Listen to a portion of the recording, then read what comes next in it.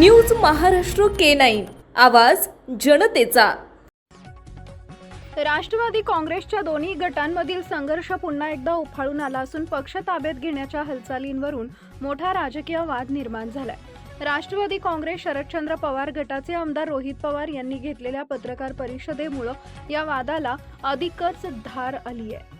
रोहित पवार यांनी आरोप केला की राष्ट्रवादी काँग्रेसच्या अजित पवार गटातील नेते प्रफुल्ल पटेल आणि सुनील तटकरे यांनी पक्षावर नियंत्रण मिळवण्यासाठी पडद्यामागे हालचाली सुरू केल्या होत्या। या संदर्भात निवडणूक आयोगाला पत्र पाठवण्यात आले होते असा गंभीर दावा त्यांनी केलाय। या पत्रामुळेच पक्षातील अंतर्गत राजकारण उघडकीस आले असून त्यातून मोठी खळबळ उडाली आहे। याच पार्श्वभूमीवर सुनेत्रा पवार यांची भूमिकाही चर्चेत आली आहे। सूत्रांच्या माहितीनुसार त्यांनी संबंधित घडामोडींवर वेळीच पावलं उचलत कथित डाव उधळून लावल्याचं सांगितलं जातंय। त्यामुळे पटेल आणि तटकरे यांच्या प्रयत्नांना अडथळा निर्माण झाल्याचं बोललं जातंय। रोहित पवार यांनी पत्रकार परिषदेत केंद्रीय मंत्री पियुष गोयल यांच्या निवेदनाचाही संदर्भ देत अप्रत्यक्षपणे पटेल आणि तटकरे यांच्यावर निशाणा साधला। त्यांनी म्हटलंय की काही नेते सत्तेसाठी कोणत्याही पातळीवर जाण्यास तयार आहेत आणि याचाच भाग म्हणून पक्ष ताब्यात घेण्याचा प्रयत्न झाला। दरम्यान या सर्व आरोपांमुळे राष्ट्रवादी काँग्रेसच्या दोन्ही गटांमध्ये आरोप प्रत्यारोपांचं राजकारण पुन्हा पेटण्याची चिन्ह दिसतंय। अजित पवार गटाकडून या आरोपांना काय उत्तर दिलं जातं याकडे आता सर्वांचं लक्ष लागलंय।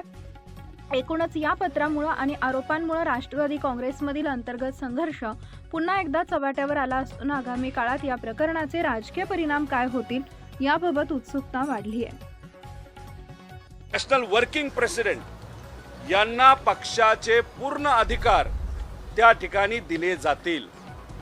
म्हणजे अजितदादांना जाऊन फक्त 18 दिवस झाले होते आणि 16 फेब्रुवारीला हे पत्र इलेक्शन कमिशनला सुनेत्रा काकींना न सांगता, पार्थला न सांगता, बाकी आमदारांना विश्वासात न घेता हे या 3 नेत्यांनी खास करून प्रफुल्ल पटेल आणि सुनील तटकरेंनी ही ताकद त्या पक्षाची आणि पूर्ण अधिकार जे अजितदादांकडे होते ते पूर्ण अधिकार हे प्रफुल्ल पटेलांना या पत्राच्या माध्यमातून त्या ठिकाणी दिलं गेलं।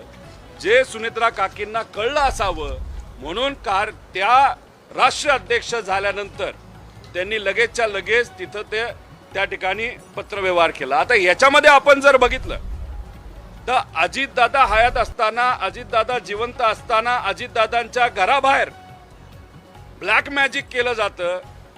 कदाचित नाशिकचाच जो बोंधू बाबा आहे त्या माध्यमातून दादांच्या घराबाहेर तिथं काळी जादू करण्याचा प्रयत्न नाही तर पूजा करण्याचा प्रयत्न त्या ठिकाणी होतो। मग ती काळी जादू नाही तर तो जो काय पूजा आहे त्याच्या मागे करण्याचं कारण म्हणजे पक्षावर कंट्रोल यावा असं काय होतं का? त्यानंतर 28 तारखेला दुर्दैवी अजितदादांचा ऍक्सिडेंट झाला का घातपात झाला याची चर्चा आणि ते आम्ही सर्वजण शोधतच आहोत। पण योगायोग बघा, दुसऱ्या दिवशी म्हणजे 2 दिवसात पियुष गोयल साहेबांचं स्टेटमेंट येतं। काय स्टेटमेंट येतं की प्रफुल्ल पटेल हे अजितदादा पक्षाचे राष्ट्रीय अध्यक्ष झालेत। ठीक आहे, त्यानंतर ते बोलले की मी चुकून बोललो, पण क्रमवारी बघितलं तर कुठंतरी असं दिसतंय प्रफुल्ल पटेल, सुनील तटकरे आणि काही मोठे इतर पक्षाचे नेत्यांमध्ये कदाचित ह्या सगळ्या गोष्टी आधीच ठरल्या होत्या। आणि मग या आधीच सगळ्या गोष्टी ठरल्या होत्या, आधीच जर ठरलं होतं की पक्षाचा कंट्रोल घ्यायचा, तर मग जेव्हा अजितदादांची अंत्यविधी होत होती तेव्हा प्रफुल्ल पटेल आणि सुनील तटकरे तिथे आले। काय हेतू गुण तिथे आले होते, त्याच्या मागे 27 तारखेच्या बैठकीचा पण काय हेतू होता, काय डिले केलं गेलं, हे कुठं ना कुठंतरी त्या ठिकाणी तपास केला गेला पाहिजे असं आमचं त्या ठिकाणी मत आहे। त्यामुळे हे सगळे डॉक्युमेंट सोशल मीडियाच्या माध्यमातून मी आपल्यापर्यंत आणेलच, पण हे कुठेतरी सिद्ध होतं की प्रफुल्ल पटेल आणि सुनील तटकरेंना पक्षाचा ताबा घ्यायचा होता।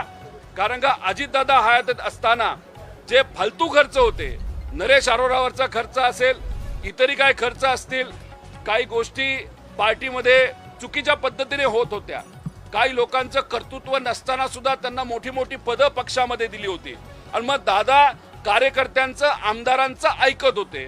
पण ह्या लोकांचं ऐकत नसल्यामुळे मग ह्या लोकांनाच कुठेतरी असं पाहिजे होतं का की अख्खी पार्टी आपल्या कंट्रोलमध्ये त्या ठिकाणी यावी, आणि मग अजितदादांचा ऍक्सिडेंट होणं, पार्टीचा कंट्रोल करण्याचा प्रयत्न त्या ठिकाणी करणं, सुनेत्रा काकींना हे सगळं कळणं.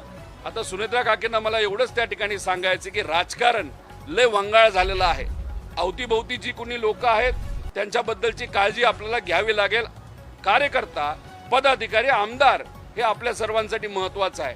आणि मला जे कळतंय अधिवेशनामध्ये दादांच्या ऍक्सिडेंट बद्दल 1-2 आमदार सोडले तर कुठलाही आमदार तिथं बोलला नाही. कारण सुनील तटकरे आणि प्रफुल्ल पटेल यांनी सांगितलं होतं की अजिबात दादांच्या ऍक्सिडेंट बद्दल त्या ठिकाणी तिथं बोलायचं नाही. जय पवार सुद्धा प्रेस कॉन्फरन्स घेणार होते, ती प्रेस कॉन्फरन्स का नाही झाली? जय लढणारा आहे, शेवटी पवार आहे, मराठी माणूस आहे, पण मग त्याचा आवाज दाबण्याचा कुणी प्रयत्न करतंय का? ती प्रेस कॉन्फरन्स का होत नाही? ह्या सगळ्या गोष्टीकडे बघितल्यानंतर आमचं मत आहे की कुठंतरी हा कट आधीच रचला गेला होता का? त्यानंतर पार्टीवर कंट्रोल करण्याचा हा कुठला तरी हेतू काय लोकांचा होता का? आणि मग दादांचा ऍक्सिडेंट, मग ह्याच्यात म्हणून आम्ही सातत्याने म्हणतोय की क्रिमिनल इन्व्हेस्टिगेशन त्या ठिकाणी व्हावं. आणि क्रिमिनल इन्व्हेस्टिगेशन व्हावं यासाठी FIR होणं महत्वाचं आहे. जो FIR काल बँगलोरला कर्नाटकामध्ये झाला आणि तो कालच आपण जर बघितलं तर हा इथं आता DGP महाराष्ट्राकडे ट्रान्सफर करण्यात आलेला आहे. आणि शेवटची जर आपण त्या ठिकाणी हे बघितलं त्याच्यामध्ये तिथं सांगण्यात आलेलं आहे की हे सगळं आपल्याकडे आलेलं आहे, आता आपण त्याच्यावर त्या ठिकाणी कारवाई करा. म्हणजे कर्नाटकाच्या पोलिसांकडे आता हा तपास राहिलेला नाही, हा तपास आलेला आहे महाराष्ट्र पोलिसांकडे. आता महाराष्ट्र होम मंत्रालय, पोलीस या बाबतीत काय निर्णय घेतात हे या ठिकाणी आपल्याला बघावं लागेल. पण याच्या मागे, दादांच्या घातपातच्या मागे, नाही तर ऍक्सिडेंटच्या पाठीमागे काय रणनीती होती, काय कट कारस्थान त्या ठिकाणी झालं होतं आणि कुणी रचलं होतं हे बघायचं असेल तर क्रिमिनल इन्व्हेस्टिगेशन होणं हे महत्वाचं आहे, असं आमचं सगळ्यांचं मत आहे.